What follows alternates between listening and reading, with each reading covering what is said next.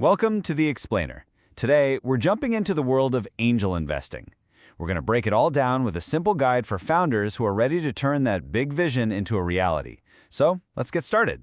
Okay, so you've got it. You know that feeling, that game-changing, maybe even world-altering idea that you just know is going to be huge. You can feel it. But there's always a but, right? There's one big problem. Big ideas need fuel to get off the ground, and that fuel is capital. So, if you're struggling to find that money, don't worry. You've come to exactly the right place. Here's the game plan. We've laid this out like a founder's journey. First up, we're going to decode the angel investor, figure out who they are, then we'll get into crafting your winning pitch deck. After that, we'll talk about how to actually find and approach these angels. Then, the big one, mastering the investor meeting. And we'll wrap it all up with a quick rundown of the biggest FAQs. All right, first things first, let's really get to know the key player in your fundraising world, the angel investor. Honestly, understanding what makes them tick is probably the most important first step to a successful pitch. So what exactly is an angel investor? Well, unlike a bank or a big venture capital fund, an angel is usually just one person, a wealthy individual who's investing their own money into a super early stage company. And in exchange for that cash, which is pretty crucial, they take a piece of your company, a slice of the ownership pie. We call that equity. These are the folks who provide the initial fuel for so many of the world's most incredible startups. You know, it's a classic mistake to think it's just about the money. And yeah, high returns are definitely a huge driver. They're looking for that moonshot for sure. But it's almost never the only reason. A lot of these angels are former entrepreneurs themselves, so they have a real passion for new ideas. Others invest because they can add strategic value, their own expertise. Some are driven by social impact, and for others, it's all about networking. Figuring out which one of these is the main driver for a specific investor, that's your secret weapon for tailoring the perfect pitch. Okay, so you understand your audience. Now it's time to build your most important tool, the pitch deck. And listen, this isn't just some PowerPoint presentation. Think of it as your map and your compass for this whole fundraising journey. And let me be really clear here. It is so much more than a presentation. A really well-thought-out deck is a strategic document. It's the roadmap that not only sells your vision to investors, but also helps guide your own company's path forward. It keeps you on track. Every great pitch deck, and I mean every single one, is built on 5 solid pillars. Number 1, the foundation. What problem are you solving, and what's your unique value? Number 2, your secret sauce. What's your edge, and how are you going to make money? 3, the plan. How are you getting to market, and what does that market look like? 4, the people. And we're going to come right back to this one because it's huge. And finally, number 5, the numbers. Your financials and exactly what you're going to do with the money. Okay, remember I said we'd come back to pillar number 4? The people? This right here is non-negotiable. At the super early stages, look, ideas are cheap. Execution is everything. Investors are betting on you. They're betting on your team's ability to figure things out and build something real. That team slide isn't just some afterthought. For a lot of investors, it's the main event. All right, you have your map. Now it's time for the hunt. Let's talk strategy for finding and actually making contact with the right investors for your startup.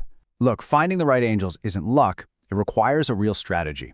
Of course, you should be networking at events and using online platforms. But where you really get leverage is by digging into local angel networks. And this is the most important part, targeting investors who have deep expertise in your industry. You know, a medtech founder pitching a pure software investor is just wasting everyone's time. Smart targeting is everything. And here is a huge, critical warning. Listen up. If anyone, any group, any person asks you to pay a fee to pitch them, you walk away immediately. That is a giant red flag. It's predatory, and it has absolutely no place in legitimate fundraising. This is it. This is the moment, the climax of your journey so far. You've done the work, you've secured the meeting. Now you have to make it count. You've got to leave a lasting impression. The single most important thing to get right in this meeting is a shift in perspective. As a founder, you're obsessed with your product's features, the what.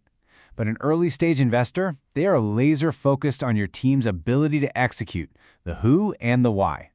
They know the idea will change. They're investing in your ability to execute. Your pitch has to answer one question above all others. Why are you the best people on the planet to solve this problem?